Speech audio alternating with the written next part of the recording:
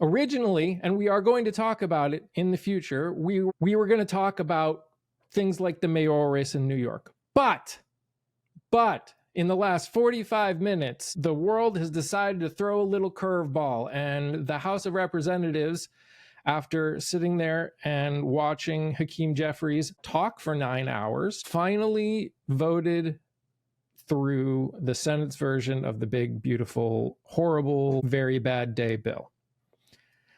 So obviously it's bad for lots of reasons. What have you seen so far, and how people are taking it, and how we're going to be in a whole lot of trouble? Yeah. It's a nightmare piece of legislation. And I think something that people don't realize about bills like this, which is like fine, this is a failing of our education system, not of the individual, but this bill becomes law that will impact into the next administration. So it's not like, okay, I went ahead and did all this, and then as soon as we have a new president, if we ever have a fair and free election again, whenever we have a new president, these things just can change. That's not what happens. For example, the first round of Trump tax cuts were from like 2018 to 2025. That's like a huge part of the reason that he's even trying to pass this piece of legislation, is because his original bill has kind of just expired. So anyone who's complaining about how high their taxes were under the Biden administration often don't understand that that is a law put in place by the Trump administration. Right. So if you had a problem with your taxes under Biden, that was Trump's fault. Yeah. That is a very common misconception with things like this. And what the biggest issue that with the 2017 tax cuts was that those tax breaks for especially the lower income bracket people sunset right around when Trump left office, and he's doing it again. Right. Because no tax on overtime ends in 2018. No tax on tips ends in 2018. The Social Security $6,000 write-off for the elderly ends right around the same time. Right. The Medicaid cuts and things like that go in full effect after Trump is out of office. This is, they're literally setting up whoever is president. I mean, we can hope, but whoever is president is going to look like a horrible human being. Correct.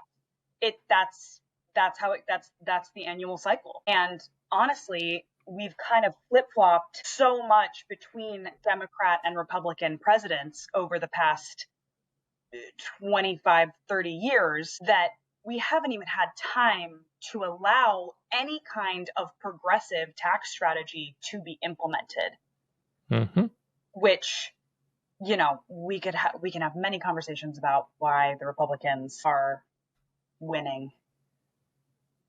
Across the board. You know what? I'm sure we will, maybe even today, because that is something I am very passionate about, is why they're winning and why we are stepping all over our own feet on this. Correct. Yeah. And this bill in particular really honed in on Medicaid, which we saw, and is projected by many economists who are bipartisan to be the largest transfer of wealth from the poor and middle class to the wealthier class. I love that Republicans and everyone has now just stopped even trying to say trickle down economics, because I think enough people realize that that's not a thing. So they're just kind of saying the quiet part. They've stopped giving it a cutesy name. Now it's just literally a billionaire tax cut. So that is, it kind of dismantles Medicaid over 10 years, I think, is in the bill, which I can't even comprehend what that's going to do. And then there's a lot of people who say, I have private insurance, so it's not going to affect me. And something that a lot of people don't realize is that when someone comes into a hospital who's uninsured, the doctors don't just let that person die in the emergency room. Right. They will provide care for someone who is uninsured. And so let's say 30% of a hospital's treatments are for people that are uninsured. That 30% is a price that the hospital and the insurance companies then just eat. Yep. And they then pass those prices on to people who are privately insured. That's how that works. We don't I just hear you say more that, and my brain literally went, so it's like the tariffs of healthcare. correct. Yeah. It is exactly like the tariffs of healthcare. It's just another thing where they're like, well, this past year we had 20% of all people come in who were uninsured who couldn't pay their hospital bill.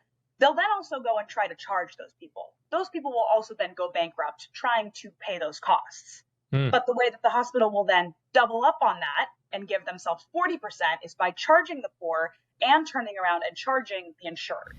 So our costs will go up by 20% to subsidize that 20%, which I want to be abundantly clear. I'm a socialist. I'm totally fine to pay for someone who cannot afford healthcare. Fair. That's actually where my tax dollars should be going. Yeah. Like, I have no problem with that. The issue is that people don't understand how this works. So when they're saying I'm privately insured, I'm going to be fine, a lot of people who are privately insured live on the poverty line. Like, you might have great health insurance and still not be able to afford a 20% bump in your healthcare, in insulin, in urgent care costs. Like, there's just so much area here that's going to be affected, so many different demographics of people going to be affected by this that aren't even being thought through. Yeah. Yeah. Yeah. You know, before we move on to stuff, I do think, so I go live every weekday on TikTok, and it's interesting. It's very interesting. Okay. And so as someone who I think is in the perfect situation to talk about it, can you give an overarching definition of socialism, what socialism looks like in society, and where all of the people that are afraid of socialism get it wrong? Yeah. Yeah. People conflate socialism with communism all the time, which I understand. Like, that's a really easy talking point for a capitalist to. And it doesn't help that one of the worst governments in the entire world decided to call themselves socialist. Exactly. Doesn't help. And communist, honestly. So really, really broad. Communism says no one can be rich. Socialism says people can be rich, but no one can be poor. That's like the biggest, broadest way that I could put it. Socialism doesn't say yay billionaires. Socialism also says no one. Socialism basically takes the furthest richest side of society and the furthest poorest side of society and wants to pull them a little bit closer together. No one is asking, So what you're saying is socialism does in society what a lot of these centrist people in society want us to do with politics, which is move everyone to the middle. Correct. That's exactly what socialism is. It's people can be rich, but no one should be poor when there are rich people. That's it. It's a fairer distribution of wealth. Yeah. And to be clear, no billionaire's life changes by becoming a millionaire. I don't even know if I think there should be like multiple hundreds. I don't even know if I think there should be like top end millionaires. But I know for sure that no one needs to be a billionaire. I don't know. What are you saving for? Like hell? I don't know. I don't know. Like, you can't spend that much money in a lifetime. You literally can't. And I think it's interesting that you don't see the Elon Musk Benefit Foundation. You don't see an Elon Musk hospital. You don't see Elon Musk. You might see Elon Musk University, God forbid. But like, you don't see those, like billionaires like Bill Gates are trying to get rid of their wealth because they literally know, I can't spend this in my lifetime. So let me go ahead and establish the Gates Foundation, et cetera, et cetera. Yeah. You don't see that from most billionaires. Yeah. So that's what socialism says, is like, enough with that. So what do you see people getting wrong? What do you see as how do you see people commonly viewing socialism that absolutely has nothing to do with it? Well, yeah, I think this gets at a really core issue in our society, which is like the lack of understanding that you should just care about other people a little bit. that is where the core of this conversation is going to start. And I think when people think of socialism, they think, I won't have any choice. They think if the government pays for my education and my care and my grocery stores, like Mamdani proposed in New York, then they're controlling me, that I'm being controlled by the government. Mm-hmm. So that's half of it. And then the other half is, I don't want to pay for someone who's not willing to work as hard. Or like if I'm, if we're in a socialist society and we have a capped income, or if we have, way higher 50% tax on anyone who makes over $100 million a year, then, well, I worked really hard to get those $100 million a year, so I don't want to have to pay for people who aren't working as hard. And that's so where hard. I think you get it, like, please, Lord. Like, and that's where people get it wrong, is it's not about, like, you paying directly for people who aren't working. That's and that's a Republican talking point. That started with, the racist trope of like a welfare queen. That has just sort of transitioned over time to what we're dealing with now, which is like, well, if you're on SNAP benefits, then, you just need to work harder. You just need to get a better job. When in reality, there are so many systems that are set up to keep poor people extremely poor. This bill is a perfect personification of that. Because when you have legislation like this, we'll get into the tax on tips thing, but when you have legislation like this that is a full transfer of wealth, that becomes normalized to you. And then, of course, socialism looks very scary. Of course, it looks scary to be like, well, what if I become a millionaire and then I have to pay more? First of all, you're not going to be a millionaire. Let's just put that out there. Most people are not going to be millionaires. That's not going to happen. You're way closer to being homeless than you will ever be to being a millionaire. And that's not the fault of the individual. That's the fault of the systems in our country that are set up to make sure that people stay poor. Yeah. So that's what I think people get wrong about socialism. I think they think that they're going to be paying for something that other people aren't working for. And then they also think that it's like this form of government control, where if the government is actually like using your tax dollars to work for you, that's wrong. Yeah. Somehow. Yeah. Well, let's be fair. Our politicians haven't done a good job of earning our trust either. Correct. So I get that. And I empathize with both sides of the political spectrum having a lot of distrust in the government. Yeah. I completely empathize with that. I wish that more politicians were kind of using that as like a starting point. I think, younger, smarter politicians are starting to do that, but I empathize with that sentiment for sure. And there are a lot of younger, smarter politicians that are jumping out there. Yeah. You mentioned Mamdani, the first Democratic socialist to ever win a primary like that in as big of a position as the mayor of one of the largest cities in the country. Yeah. Yeah. I mean, so exciting. So many different things to hit with this. Yeah, we can start with ranked choice voting, which I love. I feel like I love it. Yay, ranked choice voting. I want merch. Where can I get it? That is the solution to the lesser of both evilism issue that people come up that stops people from voting. Yeah. Like there are so many people who did not vote in 2024. Because they said, I do not like either of these people. And the way that ranked choice voting works is you get to have a say all the way down. So I don't know if we have time to get into how that works, but basically you go in, you rank 1 through 5 or 1 through 6 or whatever it is, and then the votes are tallied. And then what happens is once the votes are tallied, the person with the least amount of votes gets knocked off. Anyone who put that lowest person as their first, then their second vote is counted. Correct. So your voice is just so heard in such a nuanced and profound way that doesn't happen when you just have to put one and down the ballot, whatever. So we love that. Now, I was ready for him to win and then have there be a huge backlash against ranked choice voting. I was sure that establishment Democrats, Republicans were going to say, oh, he only won because of this scary new way of voting, which is ranked choice.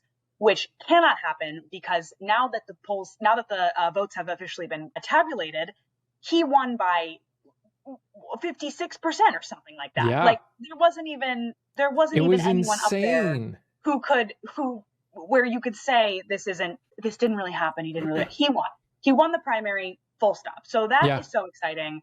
Let's take note of that. Very cool. Second, and I think this is a huge part of why he won. And this is the part that I think we need to take into even like rural states, because obviously New York, you can't study New York City and use it as a litmus test for the country. You can't. It's overwhelmingly progressive. Yes, it is an incredibly diverse, multifaceted city, but it's very, very, you cannot compare New York to Idaho and think that you're making correct. Can't do that. So what Mamdani did was run a campaign of affordability across the board. He ran a campaign that said, I want to freeze your rent. I want to give you free childcare. I want to give you free transportation, and I want to make schools more green. Like, those are the things that pop up when I think of his campaign. And that, when you distill all of those things down, it's affordability, and that is universal. That is activating. There's a lot of Trump voters who will say they voted for Trump because he promised to make things cheaper. That is yeah. I mean, I can't help it when people get duped. That's not, we got to try to dispel those better next time. But that is the key, the root of his success was this affordability campaign. Yeah. So this is the thing. So you said that it's not a litmus test, and I agree. When you're comparing rural Alabama to New York, you're not going to be the same. But I would argue that it's a litmus test in the Democratic Party.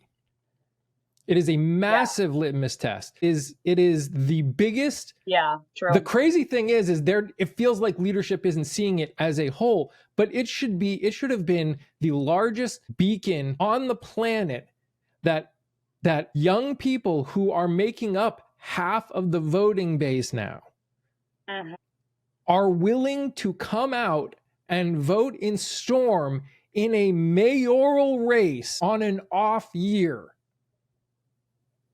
I mean, huge.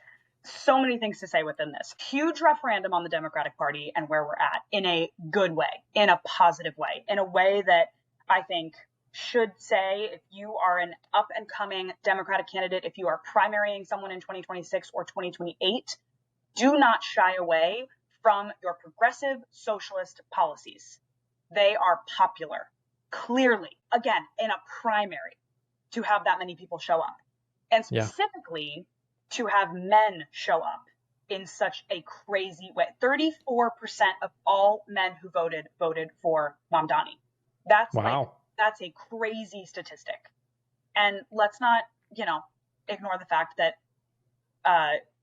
Mamdani is a man. So that opens a door that, there's a lot of sexism, there's a lot of misogyny that will prevent men from voting for women, period. However, it just goes to show when you give men something to vote for, they will. And the number one issue for all New York voters is rent, is the cost of living. And that is an especially hot topic among men. And Mamdani just repeated that over and over and over and over again. So huge. Not that I'm saying we need to put the needs of men within the Democratic Party over any other demographic, because we certainly don't. But it's important, Not that men have earned the right to be to have their needs focused on either. Let's be fair. Yes. He did such a great job. I mean, he also, another more lessons that Democrats should take from this is that he just ran a textbook grassroots campaign. Like, it was perfect. He mobilized 60,000, 50,000 volunteers to go knock on doors. His average campaign donation was like in the double digits, low double digits. Yeah, it was like $30 or something like that. It was crazy. Yeah. And he crushed it on social media in a way that wasn't cringe, in a way that wasn't like a weird older. He was a normal person. Who's, never used social media before and now is doing trends. So weird. He was just a normal guy that you could totally see yourself sitting next to. Did you see the TikTok? Yeah. Which one? The TikTok, there's a TikToker who he's always on a subway with the microphones on, and he asks for their hot take. Yes. Oh, it was the best. I've loved this guy's stuff, but Mamdani on there was like the best. It was just so good. It was so good. It was so personable. It was so friendly. It was so consistent. And again, that also speaks to he's a wonderful person. Yeah. We can't, again, translate all of his wonderful personality traits to every other candidate. But I think, again, his clarity, his consistency in messaging, his accessibility just as a person, not as and again, this is also what I think we can compare this directly to Congresswoman Ocasio-Cortez's campaign, because she also unseated an incumbent and, sort of uprooted the Democratic Party in this way. And I'm excited for it to stop being an uproot. I'm excited for it to start to become the norm, because it is she was losing by 9 points the week before her election, and absolutely just blew him out of the water. So I think the way that he was able to stay consistent, stay clear, and then also when it comes to this coalition building that we want to talk about, because I think that's really, really important, he was able to bridge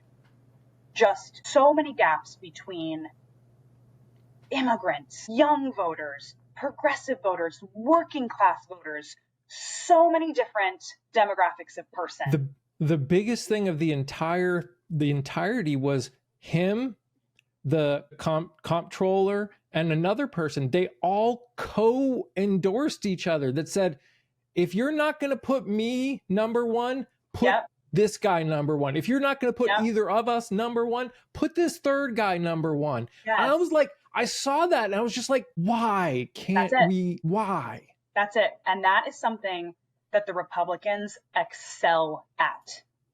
It is, and this is a rabbit hole conversation, but this is something that the Republicans excel at. They commit to rallying behind their person, regardless of whether or not there is a 100% alignment. It's true.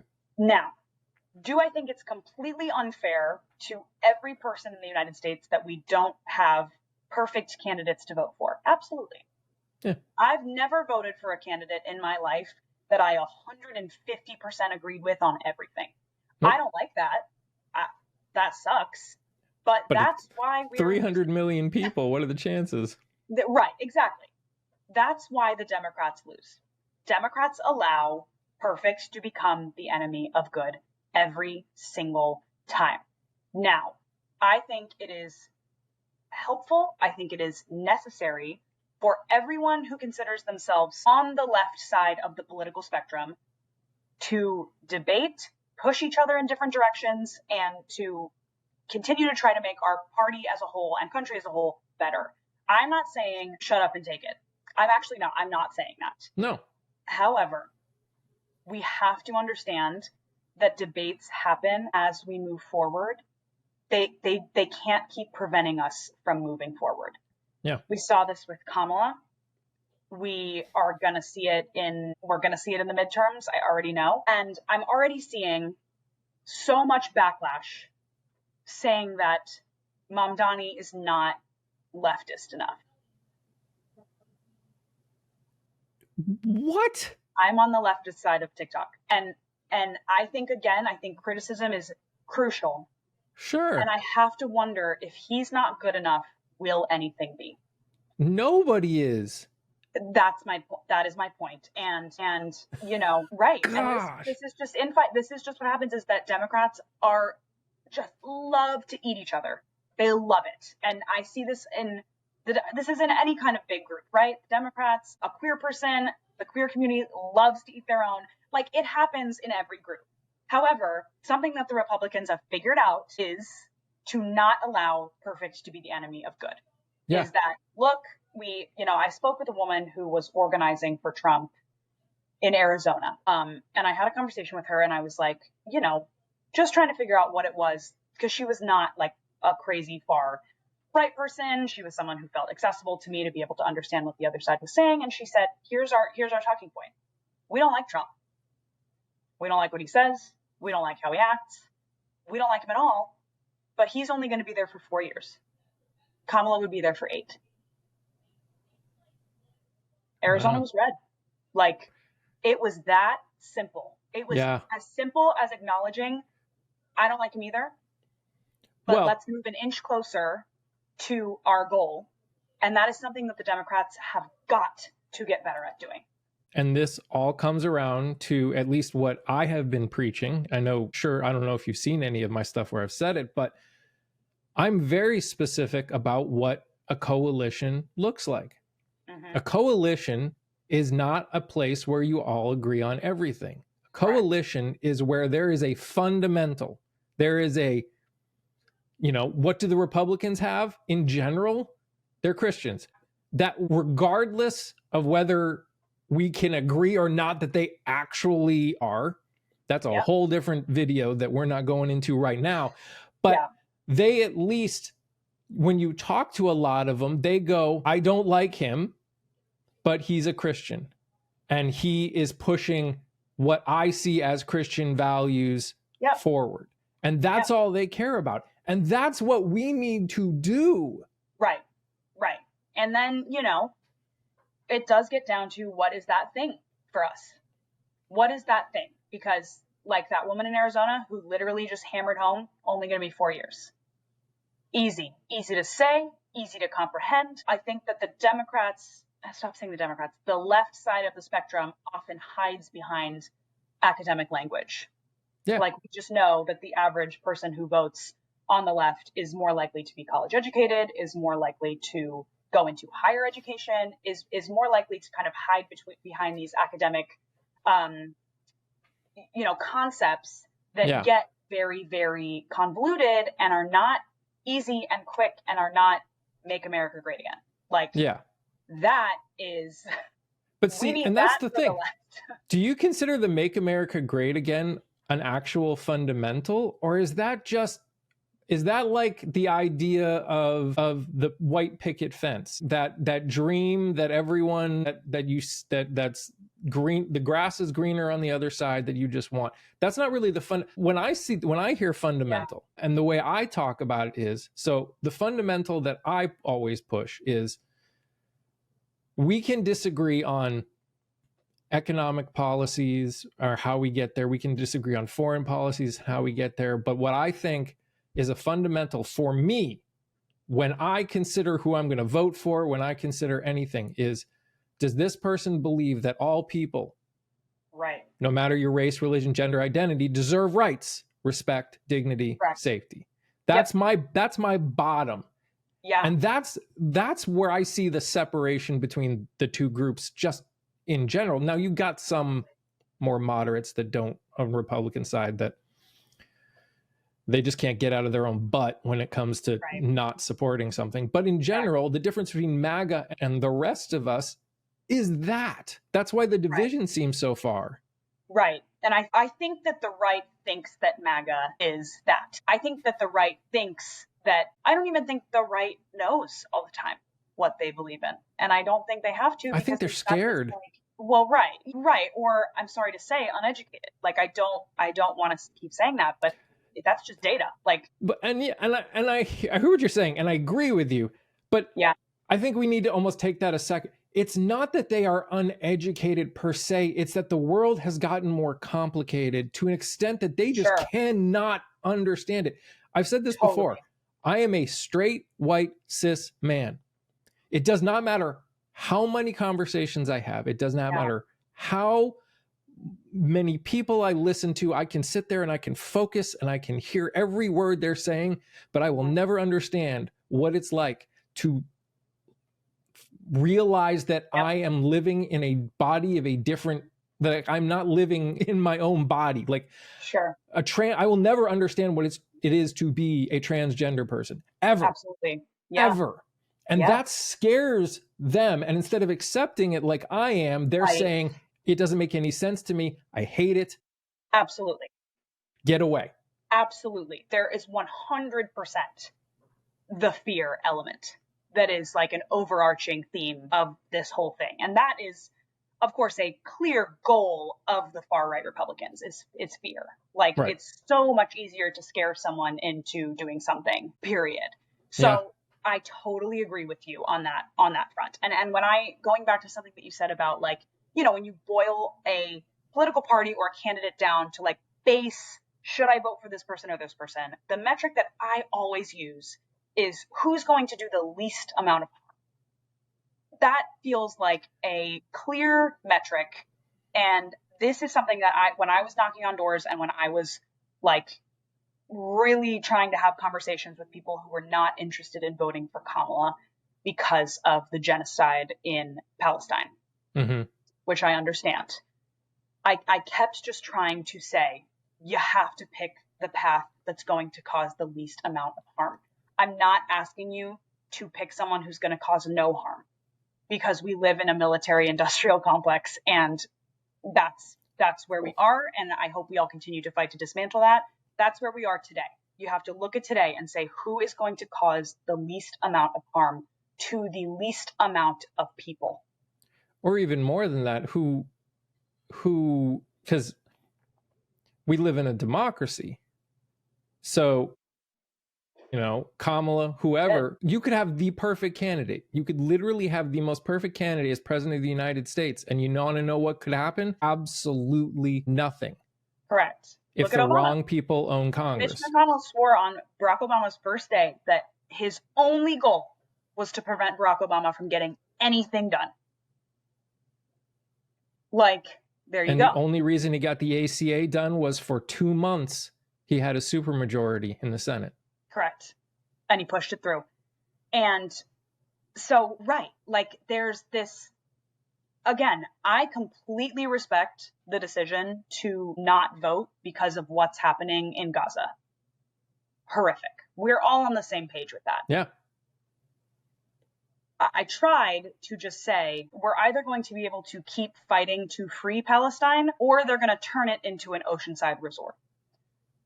So pick which one you want to do, because in this exact moment, I'm hopeful for a better future, but in this exact moment, there's not a third choice.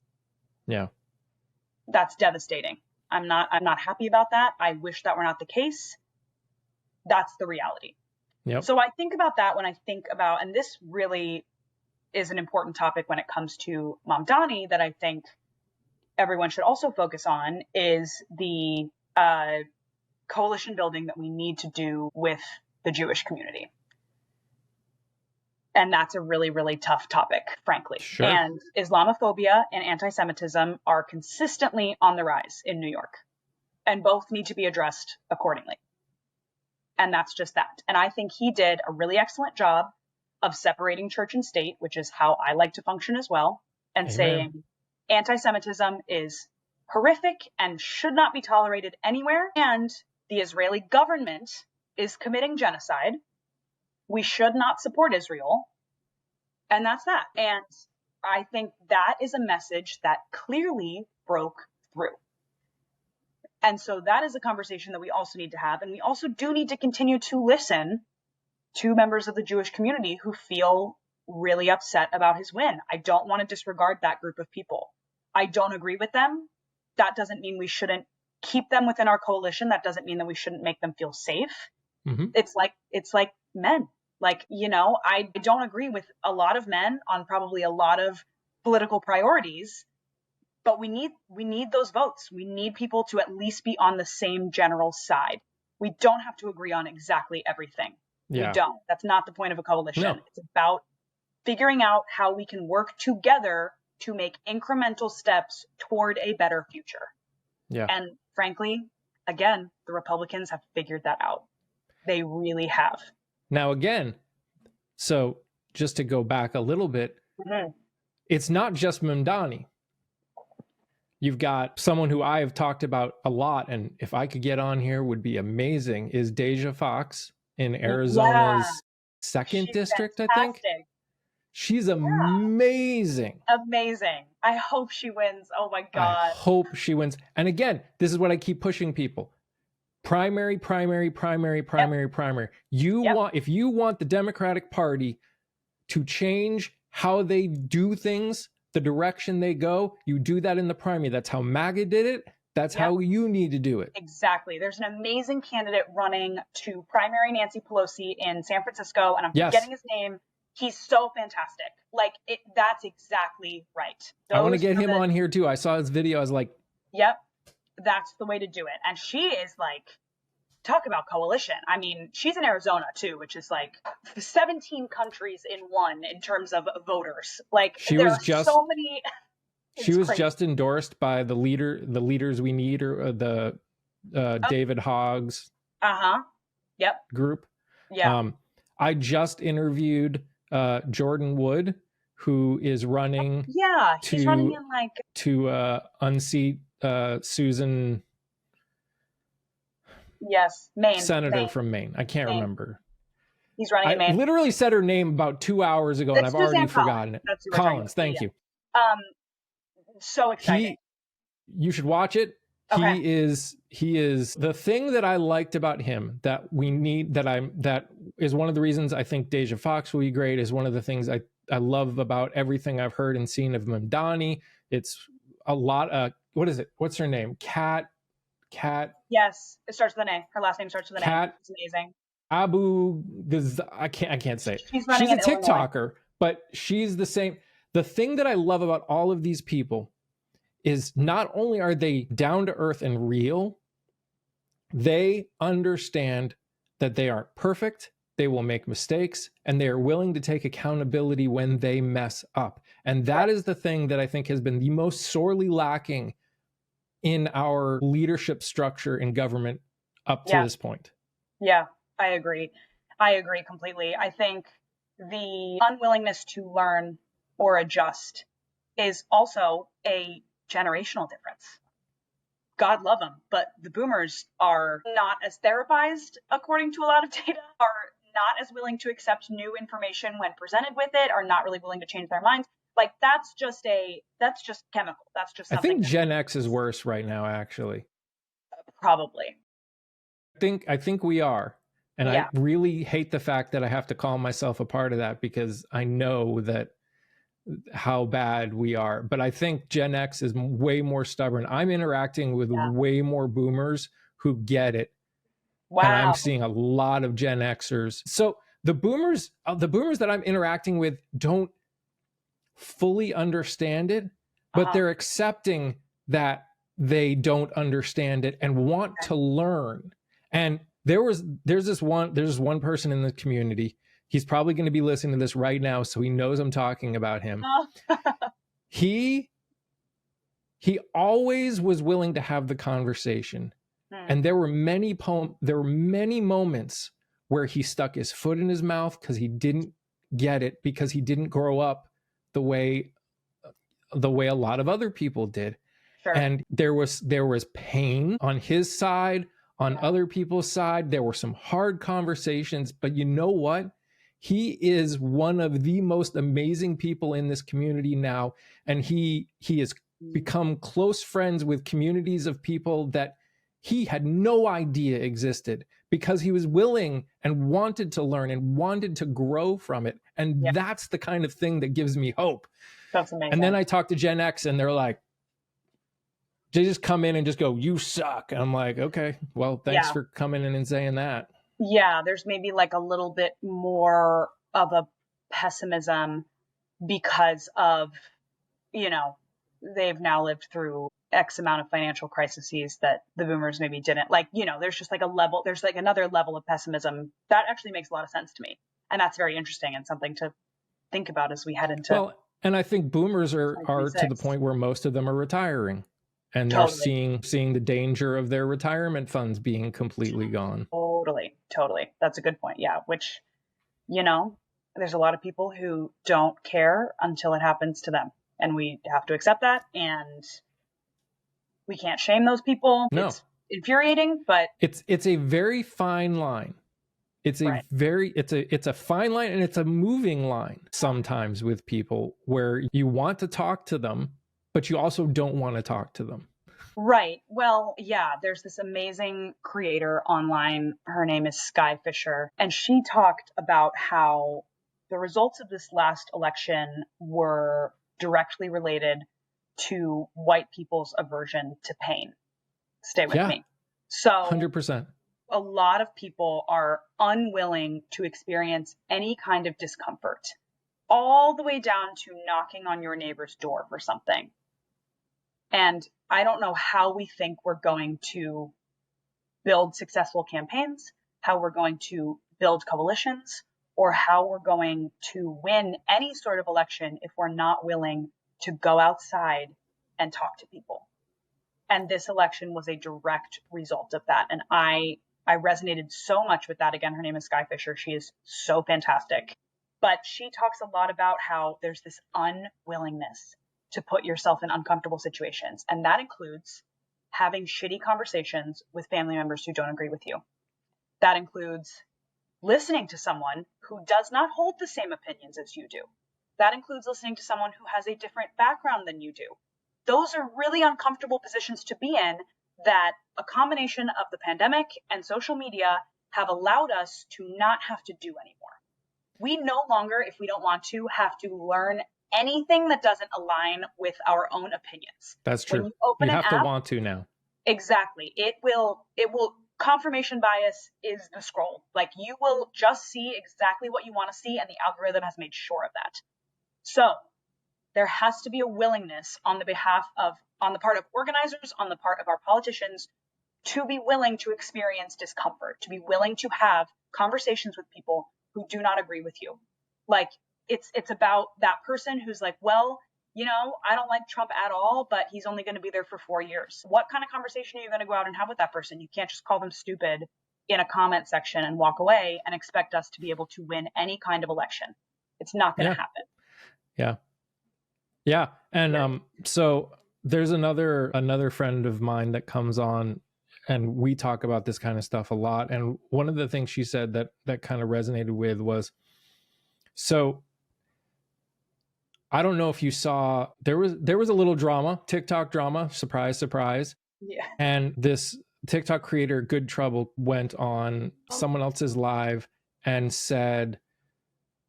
talked about the idea of bringing people with certain ideas, certain platforms into our spaces and giving them voice. Mm-hmm. Sure. And how we should not do that.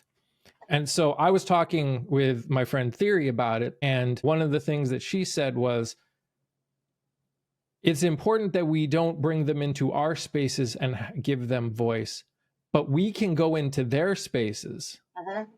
And that's, I think, the difference. I think that's the problem is in this desire to open discussion, i.e. Newsom bringing in Charlie Kirk. Gosh, I hated that so much. We are giving voice to some of the worst perspectives on the planet instead of going in to their spaces and saying, you're saying this, I'm going to push back on it.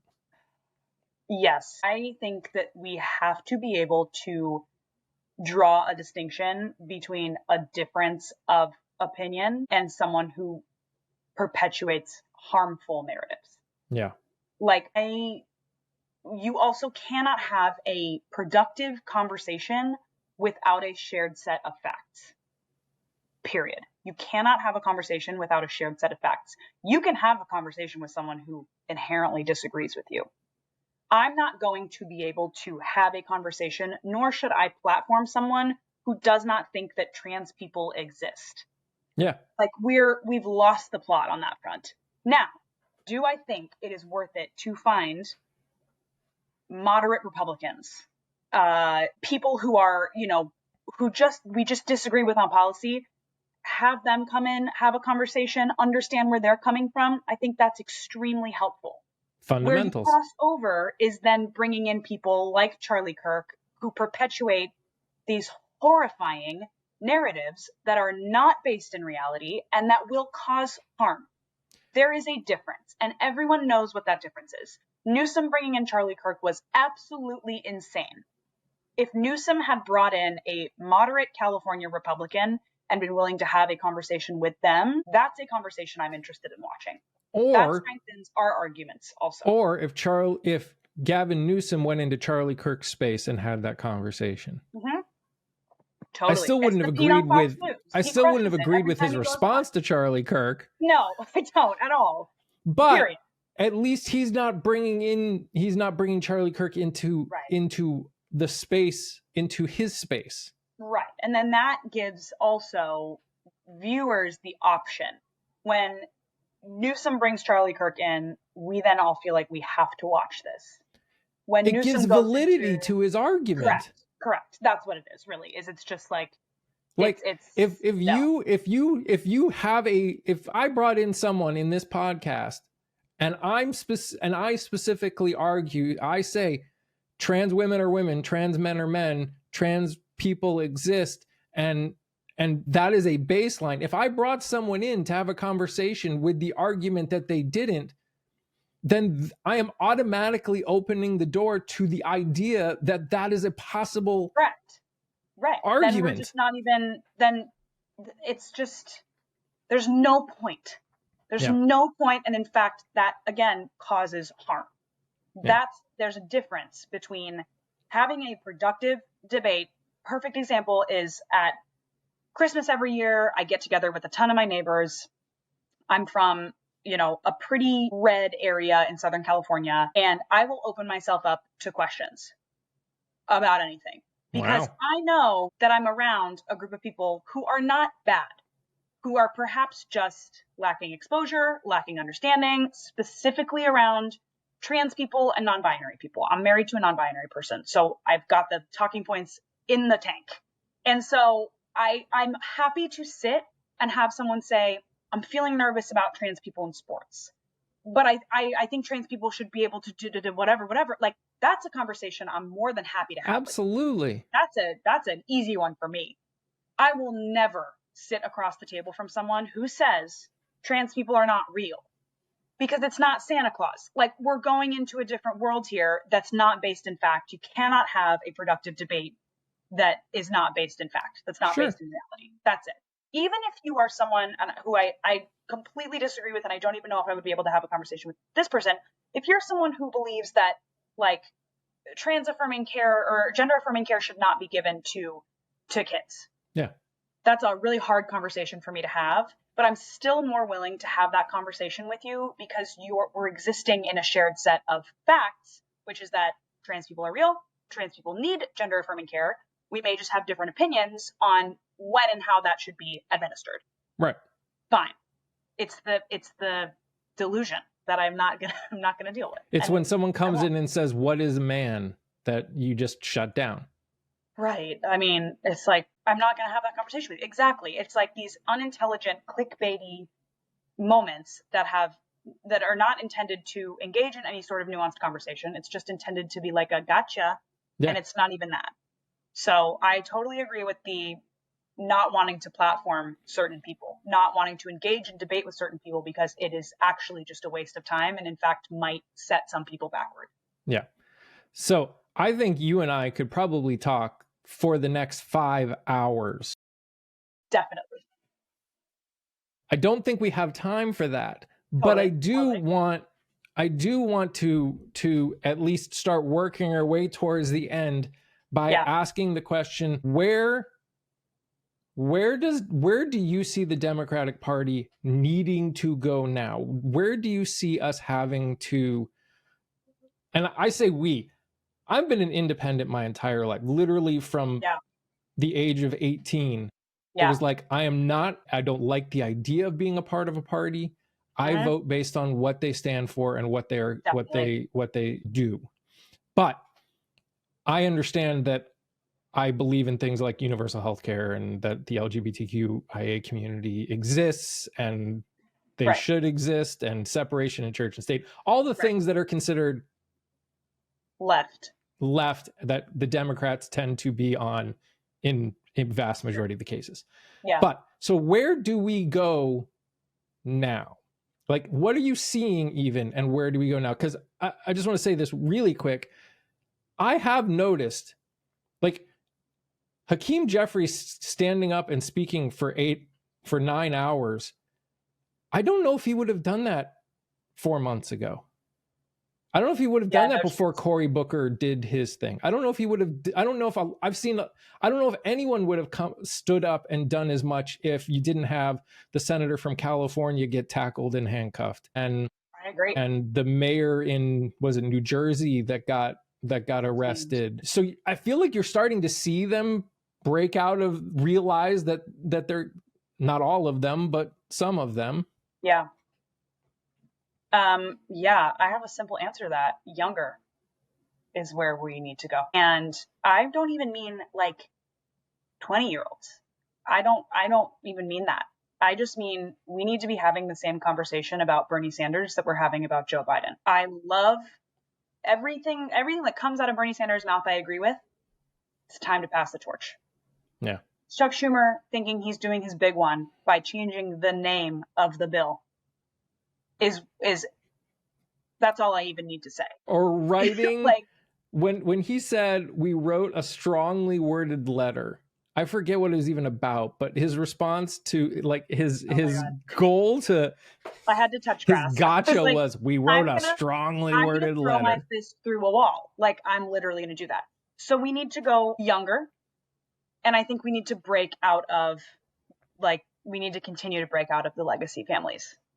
Like, I saw an incredible, like, it was an article, but it was studying how so many new, really progressive candidates run using their first names. And it was like, it's so interesting, like Zohran and Alexandria Ocasio-Cortez and Ilhan and these people. Deja. And it's because it's not Bush and it's not Biden and it's not Trump. And that is something that we need to continue to expand on. So I want the Democratic Party to move away from the idea of perfect. I want the Democratic Party to move younger. And yeah, it's simple. I feel like it's simple. I know that not a lot of people agree with me, but it feels like that would have monumental effect by just putting resources, putting money behind these younger campaigns. If you are in Arizona, if you're in San Francisco, if you're in Maine, like, go knock on doors for those people, because we're also moving away from this, money buys all, or I think we need to be. And I think the Supreme Court race in Wisconsin was like a huge testament to that, when Elon put whatever $20 million into it and that person lost by like 12 points or something. Yeah. Like, it can happen. So I think we have to move away from these legacies, from these big names, from the big money, go toward the younger people, go away from perfect. I think wherever you can do the least amount of harm. I think we also need to get out of just the general idea of legacy politician. Like, please, like we don't have career politician. Enough. It's so crazy. It's so crazy that that's even like a thing, because it should be about public service. That shouldn't be like a legacy career that you can have. And I think the reason it's hard is, again, I mean, how long has Chuck Schumer been in office? The same goes for Joe Biden. Joe Biden, literally the day he like turned 29 or whatever age you have to be a congressman. Yeah. Like a month after he was voted, like after he won his election. And he has been a politician literally from that moment all the way. And again,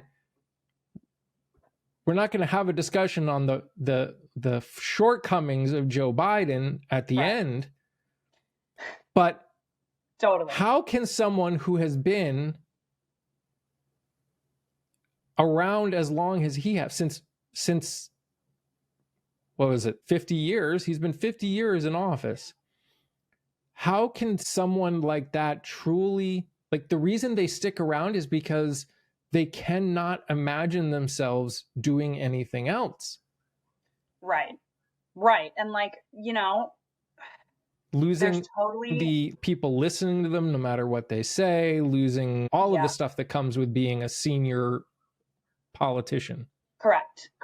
The gifting, the Clarence Thomas effect, like, people are hungry. Hashtag make retirement age for Supreme Court. Like, oh my God, don't even get me started. That'll be another episode. Yeah, that will be another episode. People are so tired on both the right and the left of this politician thing. And you don't see that in younger candidates. You see working people who don't have Bush as a last name to put on a poster. You see people who have had more experience out in the world, have had a harder time out in the world, who, again, I just think voters are so hungry for that. And I think Mamdani was an excellent example of like what we're craving. Yeah. Truly, because Cuomo has got the last name and Andrew Cuomo with my whole chest, but he's got the last name. Like, he had everything he needed to win that. Yeah. He had the money, he had the time, he had the name. He still ran a cynical smear campaign. It was so bad. And people were sick of it. People were over it. That is something that we can carry, and that is a universal theme that we should pay attention to, is what people are actually wanting to see in their public servants. I'm done using the word politician. I know that that's a job and that is a thing, but it's people who want to serve and make New York, as an example, better for as many people as possible. Yeah. Clearly there is a desire for that. So I hope that's where the Democratic Party is continuing to move. And I hope that the Republicans continue to show themselves as money hungry, power hungry ghouls who cannot relate to anything that these younger Democratic candidates are fighting so hard for. And I hope that as we get closer to the 2026 election, that everybody takes the speech that Tom Tillis did saying that Trump lied. And he's like, and when he said, I know exactly what everyone's going to say, is that the Republicans are in the pockets of the rich people. And it's because the Democrats put forth multiple bills that said, we only want to raise taxes on people that make over $10 million a year, $50 million a year, and then $100 million a year. And it was unanimously and instantly turned down. And if that is not a glaring example of being in the pockets of wealth, I don't know what else could be. Correct. But everyone believes that they could be the one. You, Clara, could be the one to win the lottery and become one of the elites. Yeah, just for a helpful statistic. And if that happens, please give me some. Absolutely. I'm giving everyone some if that happens. But, you're more likely to die from being hit on the head via a falling coconut than you are to win the lottery.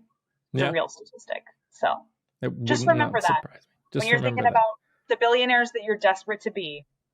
When you drink that milk from a coconut, just think, this could kill me. This is more likely to kill me than winning the lottery. Exactly. Clara, it has been a blast. Literally has. This is for anyone, just for context, this is the first time Clara and I have actually talked outside of a few texts. Yeah. So this has been a blast. We definitely will continue doing this. I think everyone on here is going to see some more of Clara. Clara, where can people find you if they want to check you out?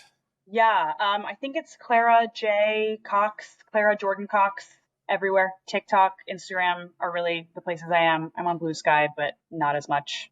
And we'll put the link down at the bottom so you can find her. Everybody, thank you so much for hanging out with this episode of A More Perfect Podcast. If you like what you see, please like, subscribe, hit those buttons so you can get notified right when a new episode comes up, because I think you're going to start seeing more episodes. Also, we've got a Substack that I post on every single day. So please subscribe to that, because I do a lot of work to post stuff on Substack. So just, even if you don't subscribe, just read it. It makes me feel better to see that number go up. Just help a brother out. And finally, we also have a Discord. We go a lot deeper into a lot of conversations over there. So if you have Discord and you want to be part of this coalition, part of this building, part of this whole community, also check it out. All those links will be at the bottom. Again, Clara, thanks for hanging out. Thanks for having this discussion. We will see you all next time on A More Perfect Podcast. Bye, guys.